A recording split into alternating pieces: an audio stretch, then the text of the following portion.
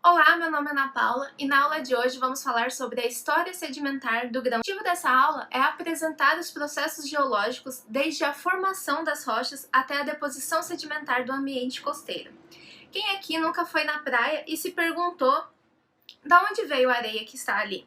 Ou muitas vezes na margem de rios, lagos, nós também encontramos a deposição dessas areias e vemos uma certa diferença entre elas, algumas vezes mais escuras, mais claras, grossas ou finas. O que aconteceu para essas areias chegarem nesses ambientes e se depositarem? Quais foram os processos que elas passaram até chegarem ali?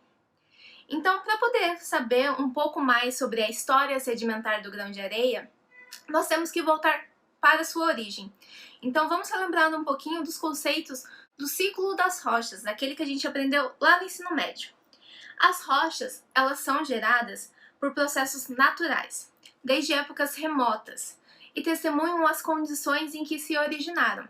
Por isso, elas são livros cheios de informações, cujas páginas os cientistas procuram ler e interpretar. E para vocês que estão lembrados, o ciclo das rochas são formados basicamente por três tipos de rochas: as ígneas, sedimentares e metamórficas.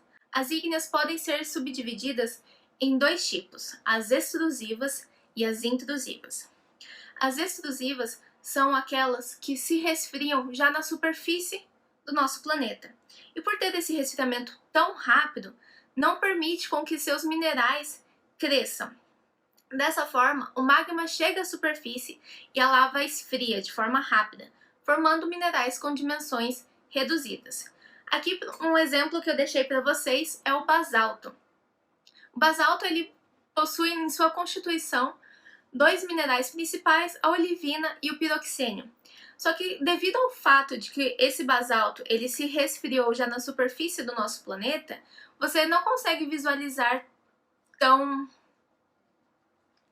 bem esses dois minerais, o que é diferente para as rochas intrusivas ou plutônicas, no qual o magma esfria em profundidade e de forma lenta.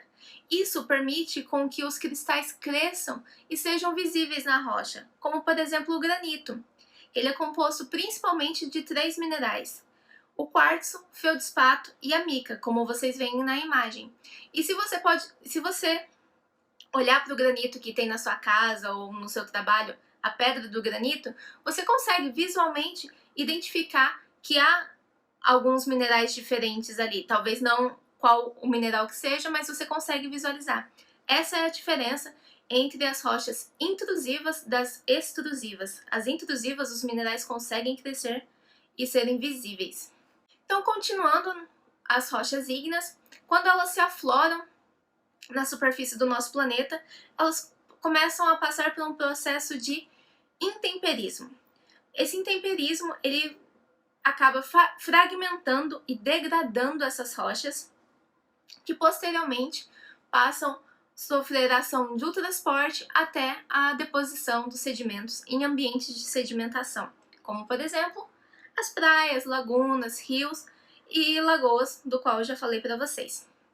Uma vez que esses sedimentos se depositam no ambiente de deposição, eles acabam se acumulando ao longo do tempo. E aqui, quando estamos falando sobre o ciclo das rochas, lembre-se que estamos falando numa escala de milhões de anos. Então, imagina aquele sedimento, ele vai se depositando, cada vez mais chegando sedimentos recentes e compactando esse sedimento. Quando o pacote sedimentar ele já está grande o suficiente e a compactação ela já se encontra muito forte, ocorre um aumento da pressão nessa região. E com isso, a litificação, que é o processo de formação de rochas sedimentares devido à grande compactação desses sedimentos. Uma vez que esse processo de compactação ele continua, ou muitas vezes quando essas rochas sedimentares elas são subductadas para o interior da nossa crosta novamente, a pressão e a temperatura do ambiente aumentam significativamente. Com isso, alguns minerais eles começam a se recristalizar ainda no estado sólido, e isso formam as rochas metamórficas. Se o processo ele continua novamente, esses minerais eles conseguem se fundir completamente, constituindo novamente um magma, que ao se resfriar, nós temos as rochas ígneas. Então lembre-se, a diferença da metamórfica para a ígnea é que a metamórfica nós temos uma recristalização ainda no estado sólido. Já a ígnea ocorre a completa fusão do material e a recristalização de novos minerais. Então aqui, revisando um pouco sobre o ciclo das rochas, nós temos os tipos de rochas e o seu material fonte. Da ígnea, o material fonte seria o da fusão de outras rochas. O processo formador dessa rocha é a cristalização, solidificação do magma ou lava. E um exemplo seria aqui o granito que eu estou dando para vocês. Já das rochas sedimentares, o material fonte é a erosão das rochas. Então é todo aquele sedimento que acaba sendo depositado ao longo do tempo. E o processo formador da rocha é a deposição, soterramento e então a litificação. E o exemplo aqui que eu dou para vocês é o arenito. É uma rocha sedimentar basicamente formada de areias. E por último, a metamórfica, que tem como material fonte rochas sobre altas temperaturas e pressões. E o processo formador dessa rocha é a recristalização de novos minerais ainda em estado sólido. E o exemplo aqui da rocha metamórfica é o gneiss. Então, uma vez que essas rochas elas estão expostas, afloradas na superfície do nosso planeta, começam a atuar os processos de meteorização e erosão. Esse processo ele não ocorre apenas com rochas ígneas, são todas as rochas que estão expostas à superfície do nosso planeta, passam por esses processos também. A meteorização ela é também chamada de intemperismo e consiste na alteração física e química das rochas e de seus minerais. É um importante agente no processo de formação dos solos e modelador do relevo. O intemperismo físico ocorre quando há uma desagregação ou quebra das partículas de rochas, sendo que suas estruturas fragmentam-se em pequenos sedimentos. Existem vários fatores que controlam a ação do intemperismo. Os principais são o clima, o relevo, a composição da rocha-mãe, o seu tempo de exposição e a ação dos seres vivos.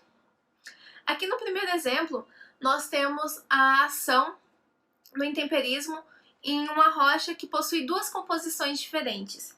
Então, quando eu falo que a composição da rocha-mãe é importante, nós vemos aqui por essa foto que a base dessa estrutura é uma floração geológica em Ponta Grossa. A base dela é de arenito, essa parte avermelhada que você vê na foto. E o arenito, ele é menos resistente à ação intempérica do vento do que o topo, que é uma rocha ígnea, aqui nesse caso. Então, a ação do jateamento do vento sobre essa estrutura geológica faz com que crie esse formato de taça, cada vez mais afunilando a parte mais suscetível à erosão, que no caso ali é o arenito. No segundo exemplo, nós temos a ação da água em regiões polares e frias, no qual a água, ao se solidificar, ela expande, ela tem essa capacidade. E ao se expandir, ela aumenta a rachadura das rochas e cada vez mais fragmentando-as. Aqui é um outro exemplo de fragmentação esferoidal, ou camadas de cebolas, no qual não é a água que se expande, mas sim a rocha. Esse tipo de intemperismo é mais ligado a regiões áridas, no qual há grandes amplitudes de temperatura. Então a rocha ela passa a se contrair e expandir, até criar cascas, como em cebolas, que vão se separando e se fragmentando ao longo do tempo. E por fim, nós temos um exemplo de raízes de árvores, que penetram os fragmentos às rochas e acabam cada vez mais fragmentando e deteriorando elas. Já o intemperismo químico causa a desagregação das rochas por reações químicas, o que alteram suas estruturas e provocam modificações nos seus constituintes minerais. A água é o seu principal agente, pois penetra por capilaridade nas rochas e reage com componentes da estrutura mineral. A intensidade desse intemperismo é relacionada com a temperatura, pluviosidade e a vegetação, ocorrendo principalmente nas regiões intertropicais. Então aqui eu deixo para vocês dois exemplos básicos de ação do intemperismo químico. Um deles é a hidrólise, no qual os silicatos eles reagem com a água, formando uma solução salina. E no segundo caso, a oxidação, que é responsável pela alteração da estrutura química dos minerais. Há outros também tipos de intemperismo químico, mas isso é um assunto para outra aula. Então, uma vez que essa rocha é intemperizada, é erodida, esses fragmentos menores, esses sedimentos, eles estão suscetíveis ao transporte. Transporte é o movimento dos sedimentos por agentes como a água e o vento, durante o qual os sedimentos sofrem arredondamento devido ao atrito entre si. Então, os tipos de transportes mais comuns que temos são as ondas, rios, os ventos, a própria gravidade e o transporte glacial, que ocorre com os gelos. E os efeitos do transporte.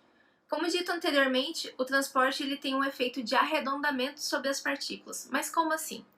Uma vez que essas partículas são intemperizadas, a fragmentação da rocha ocorre em vértices angulares. Então, ao longo do transporte, devido ao atrito entre as partículas entre si e ao atrito também, como no caso dos rios, o atrito com o fundo, ou com o vento, o atrito com outros materiais, esse sedimento ele passa a ser arredondado com o tempo. E isso, na verdade, é estudado bastante porque é intimamente ligado o grau de arredondamento das partículas com a duração do transporte. Então, quanto mais uma partícula ela foi transportada ao longo do tempo, maior o seu grau de arredondamento. Então, teoricamente, no início do transporte nós temos um sedimento maior, mais angular, e ao fim do transporte nós podemos obter um sedimento menor e mais arredondado. Uma vez que esse material ele foi transportado pela água e pelos ventos, ele eventualmente vai se sedimentar. A água e o vento são, como eu disse, os principais agentes de transporte dos sedimentos. Quando estes agentes perdem a capacidade de transportar devido a uma diminuição da velocidade, ocorre a sedimentação ou deposição. É aí que o sedimento chega na nossa praia, no nosso rio, no nosso lago. E esse sedimento, muitas vezes, ele, como eu disse, ele vai estar mais grosseiro porque talvez o transporte dele não foi tão longo. Se ele está mais fino, você pode imaginar que o transporte dele já teve uma longa duração. E a cor, lembre-se sempre que ela vai estar relacionada com a rocha que originou esse sedimento que está ali. Então, muitas vezes a gente encontra as praias e grãos de areias diferentes porque está intimamente relacionado com a rocha de origem dele e também com o transporte que esse sedimento, o processo de transporte pelo qual esse sedimento passou. E aqui nós temos um exemplo de um ambiente de deposição. Ali nós temos, na verdade, eu coloquei para vocês, um exemplo que vai desde a rocha-mãe, a meteorização e erosão, e o transporte, tanto pela água, pelo vento, até a chegada desse sedimento na praia. Porém, esse sedimento não para ali na praia, no rio, nos lagos. Como eu disse, né, no ciclo das rochas, nós temos todo um desencadeamento da vida desse grão de areia. Então, muitas vezes, dali da praia, ele acaba sendo levado até o assoalho oceânico e depositado por milhões de anos até que o pacote sedimentar fica tão pesado e tão compacto que ocorre a diagênese. Então, à medida que se acumulam novos sedimentos, os estratos inferiores transformam-se em rochas sedimentares. Espero que vocês tenham entendido um pouco mais sobre a história do grão de areia e saibam que a estadia do grão de areia na praia ali é só momentânea. Eventualmente ele ainda vai voltar a virar uma rocha novamente e passar por esse processo de novo e de novo, como um ciclo. Então é isso, pessoal. Até a próxima. Tchau, tchau.